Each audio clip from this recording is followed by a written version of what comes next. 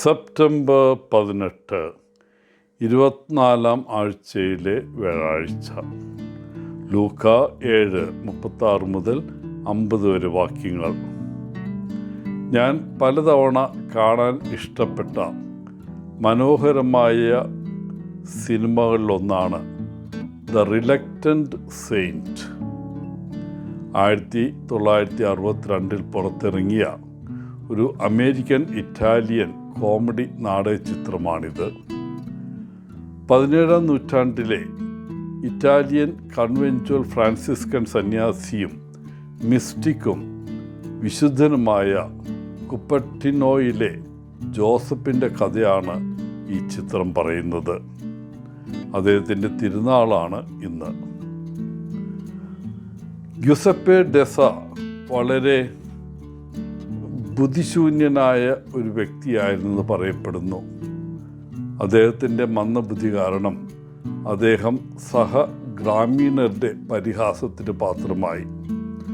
അവൻ്റെ അമ്മയുടെ നിർബന്ധപ്രകാരം അമ്മാവൻ ഫാദർ ജിയോവാനിയുടെ സ്വാധീനത്താൽ ഗ്യുസപ്പെ ഒരു ഫ്രാൻസിസ്കൻ സന്യാസി മഠത്തിൽ ചേരുന്നു.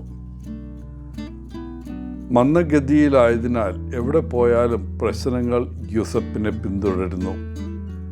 ഒടുവിൽ ആ സ്ഥലം സന്ദർശിച്ച ഒരു ബിഷപ്പ് അവൻ്റെ നല്ല ഹൃദയം ശ്രദ്ധിക്കുകയും തുടർന്ന് അവനെ പൗരോഹിത്യത്തിനായി പരിശീലിപ്പിക്കാൻ സന്യാസിമാരോട് കൽപ്പിക്കുകയും ചെയ്യുന്നു. ഒരു വൈദികൻ ആവശ്യമുള്ള അക്കാദമിക് പഠനത്തിനുള്ള കഴിവൊന്നും ഗ്യുസപ്പയ്ക്കില്ലായിരുന്നു. അവൻ്റെ ശ്രദ്ധ മുഴുവനും ആടുകളെയും മറ്റു മൃഗങ്ങളെയും പരിപാലിക്കുവാനായിരുന്നു. എന്നാലും പിന്നീട് ഒരു പുരോഹിതനായി തീർന്ന ഗ്യുസപ്പെ പരിശുദ്ധ കന്യാമറിയത്തോട് ആഹ്ലാദഭരിതനായി പ്രാർത്ഥിക്കുകയും കുർബാനയ്ക്കിടെ താഴെ നിന്ന് ഉയരത്തിൽ പൊങ്ങുകയും ചെയ്യുമ്പോൾ സമൂഹത്തിലെ ഒരു പ്രധാന വ്യക്തി ഗ്യുസപ്പയ്ക്ക് പൈശാചിക ബാധയുണ്ടെന്ന് ആരോപിക്കുന്നു. അങ്ങനെ അദ്ദേഹത്തെ സഹോദര സന്യാസിമാർ ബന്ധിച്ച് പിന്നീട് ഒരു എക്സോർസിസത്തിന് വിധേയനാക്കുന്നു. പക്ഷേ അദ്ദേഹത്തിൻ്റെ ഈ അത്ഭുതങ്ങൾ തുടരുന്നു. അദ്ദേഹത്തിൻ്റെ ശക്തികളുടെ ഉറവിടം അത് ദൈവത്തിൽ നിന്നാണെന്ന് മുൻ വിമർശകനുൾപ്പെടെ എല്ലാവർക്കും ബോധ്യപ്പെടുന്നു. ഇന്നത്തെ സുവിശേഷം ആരംഭിക്കുന്നത് ഒരു ഫരിസേയൻ യേശുവിനെ അത്താഴത്തിന് ക്ഷണിക്കുന്നതോടെയാണ്. യേശു ഫരിസേയൻ്റെ വീട്ടിൽ പ്രവേശിച്ച് മേശക്കരികിൽ ചാരിയിരിക്കുകയാണ്. അപ്പോൾ അപ്രതീക്ഷിതമായി ഒരു സ്ത്രീ അവിടെ പ്രത്യക്ഷപ്പെടുന്നു, ഒരു പാപിയായ സ്ത്രീ. അവൾ യേശുവിൻ്റെ പിന്നിൽ ഒരു വെൺകൽക്കുടം തൈലം കൊണ്ടുവന്നിരുന്നു. കരഞ്ഞുകൊണ്ട് അവൻ്റെ കാൽക്കൽ നിന്നു. തൻ്റെ കണ്ണുനീർ കൊണ്ട് യേശുവിൻ്റെ പാദങ്ങൾ കഴുകാൻ തുടങ്ങി. പിന്നെ അവൾ തൻ്റെ തലമുടി കൊണ്ട് അവൻ്റെ പാദങ്ങൾ തുടച്ച് തൈലം പൂശി. ഒരു പരസ്യ പാപിനിയായി അറിയപ്പെടുന്ന ഈ സ്ത്രീ അവൻ്റെ മേൽ തൻ്റെ മുടി കൊണ്ട് പാദങ്ങൾ തുടച്ച് വളരെ ആവേശത്തോടെ ആ പാദങ്ങൾ ചുംബിക്കുന്നു. അതിഥികൾ ഇതെല്ലാം കണ്ട് വളരെ അസ്വസ്ഥരാകുന്നു. അവർക്കൊരുപക്ഷെ ലജ്ജ തോന്നിയിരിക്കും. എന്നാൽ യേശു പൂർണ്ണമായും ശാന്തനാണ്. അവൾ എന്താണ് ചെയ്യുന്നതെന്നും എന്തുകൊണ്ടാണെന്നും അവനറിയാം. മറ്റുള്ളവർ